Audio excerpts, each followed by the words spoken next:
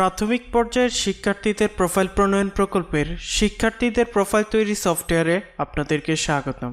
এই টিউটোরিয়ালে আমরা একজন শিক্ষার্থীর জন্ম নিবন্ধন অনলাইন এবং তথ্য নির্ভুল আছে কিনা তা যাচাই করার প্রক্রিয়া দেখব। কাজটি করার প্রথমে যে কোনো একটি ব্রাউজারে প্রবেশ করব। তারপর জন্ম নিবন্ধন যাচাই লিখে সার্চ করব,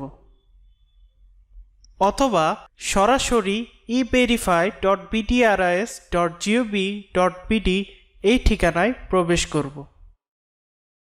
এখন আমরা পেজটিতে কয়েকটি ঘর দেখতে পাচ্ছি।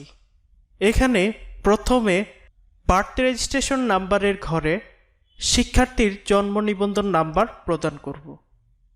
এবার ডেট অফ বার্থের ঘরে ক্যালেন্ডার থেকে জন্ম তারিখ নির্বাচন করব।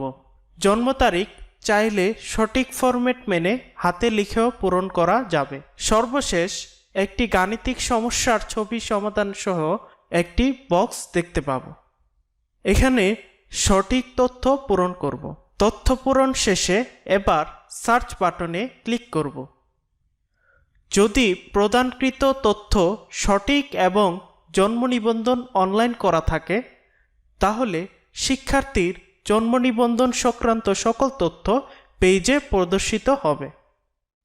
অন্যথায় নো রেকর্ড ফাউন্ড লেখা প্রদর্শিত হবে।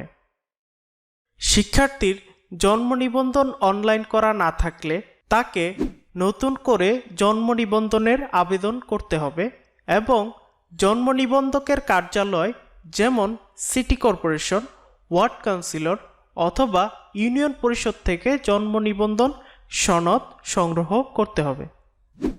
কুইক টিপস: জন্ম নিবন্ধন নম্বর সবসময় 17 ডিজিটের হয়ে থাকে।